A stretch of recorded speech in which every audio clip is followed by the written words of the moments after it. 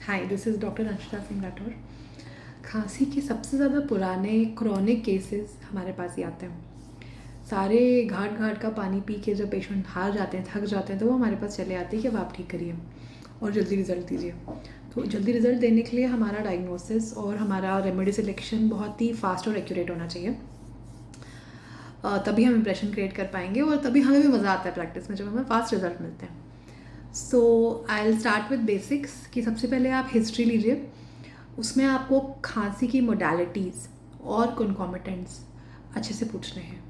छोटा सा एग्जांपल देती हूँ। अगर किसी पेरेंट ने आपको बोला कि रात में खांसी होती है, तो आप उनसे एक टेंटेटिव टाइम ज़रूर पूछिए। शायद वो परफेक्टली ना बता पाएँ, पर आपका काम है पूछना। अगर आपको मोडालिटी मिल गई तो you can hit a bulls eye prescription.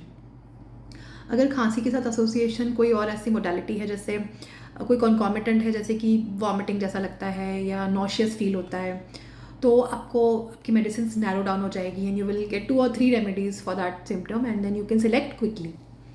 बहुत सारी एलोपैथिक मेडिसिन खा चुके हैं, बहुत ड्रगिंग हो चुका है, तो उसके लिए भी हमारे पास प्रिस्क्रिप्शन है।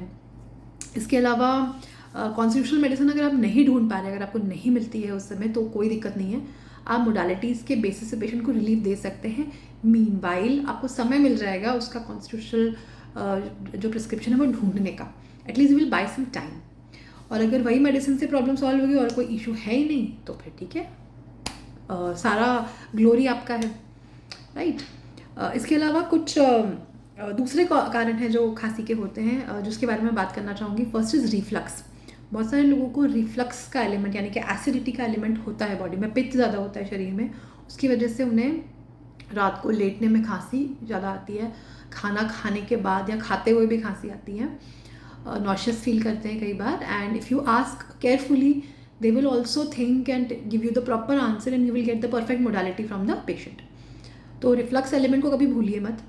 इसके अलावा एक नर्वस या साइकोजेनिक कफ भी एक होता है। उसके बारे में आप शायद डायरेक्टली पूछे तो आपको जवाब नहीं मिलेगा, but you have to observe. For example, if patient is coughing while entering your room, और इस तरह की बॉडी लैंग्वेज है जो बहुत नर्वस टाइप की बॉडी लैंग्वेज है, तो आप पॉइंट आउट कर सकते हैं उस रेमेडी की तरफ।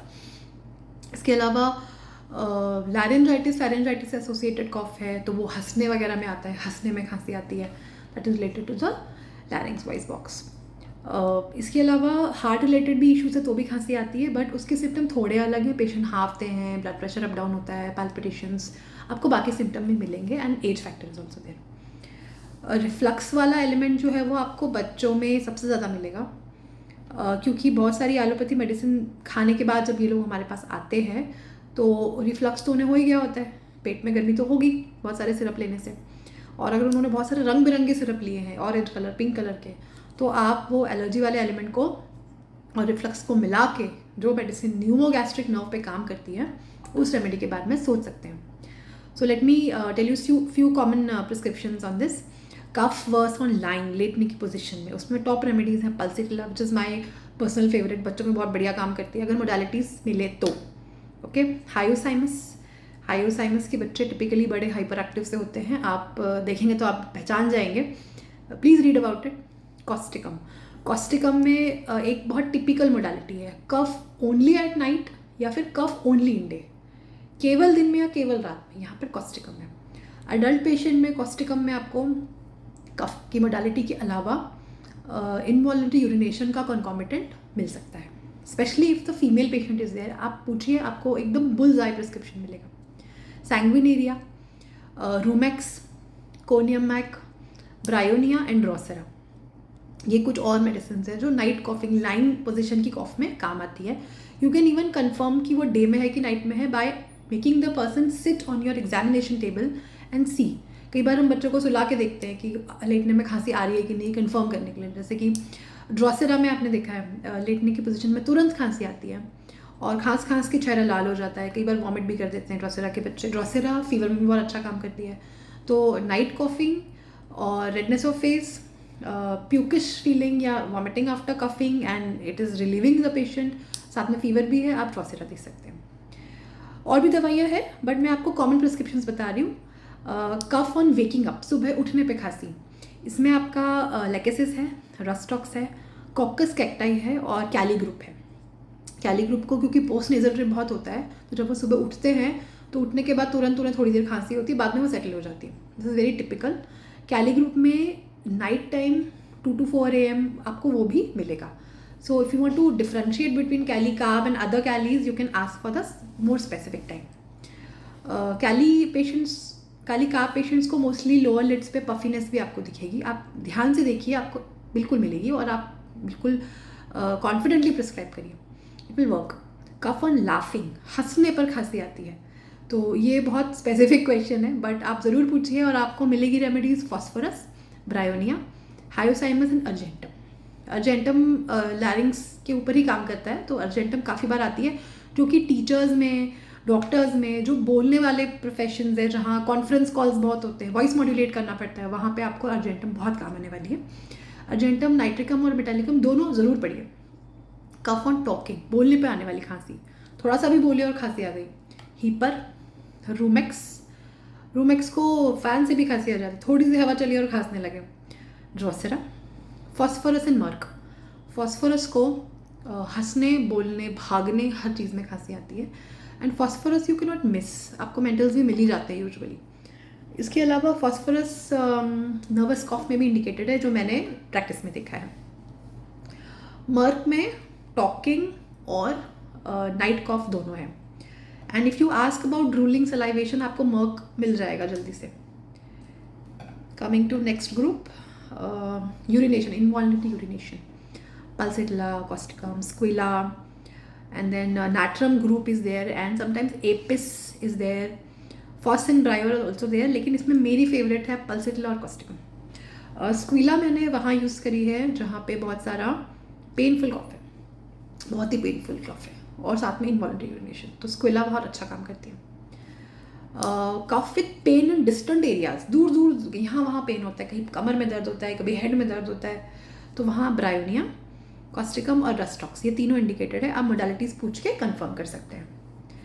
कफ विथ पेन इन चेस्ट, इसमें स्क्विला इज़ वेरी प्रोमिनेंट.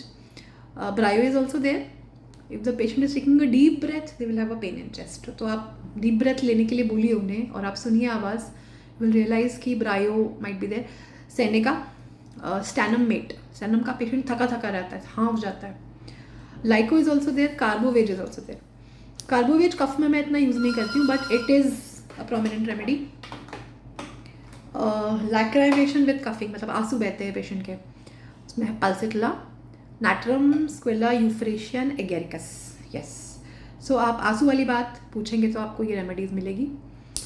ठंड से बढ़ने वाली खांसी, cough worse in cold, rumex, hepar and kali group, arsenic वगैरह वगैरह. Causticum is also there. Kali group में causticum is actually kali group. Cough worse eating, उसमें आपको गैस्ट्रिक वाली रेमेडीज़ मिलेगी, जैसे कि kali bichrom, nux, sometimes ipecac, CPI is there. Nux है तो CPI गई. देन कार्बोवेज एंड ब्रायोनिया, ये सारे जिसमें पित्त ज़्यादा है, इन सबको पित्त का टेंडेंसी है, इनको गैस्ट्रिक इश्यूज हैं, so they will have more cough after eating. Headache while coughing, ठीक है. Again bryo, squilla, capsicum is there and natrum group is there.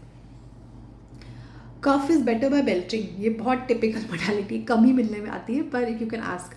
इसमें 2 ही दवाइयाँ हैं. Sanguinaria which is very useful, I have use many times, and then carbo veg. Cough during fever, ये आपको बच्चों में ज़रूर मिलेगा, फीवर के साथ साथ कफिंग आती है. नाट्रम, इपिकैक इज़ माई फेवरेट. थर्सलेस है बच्चा, खांसी है, फीवर है, आप दे सकते हैं. Just ask for nausea.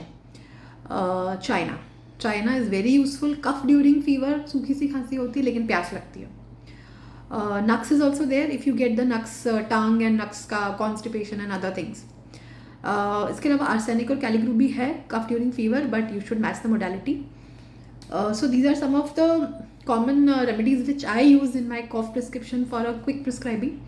Sometimes we also use tinctures, Seneca, Justicia, Aspidosperma, Blatta, Cassia sophera. Some of the tinctures are there.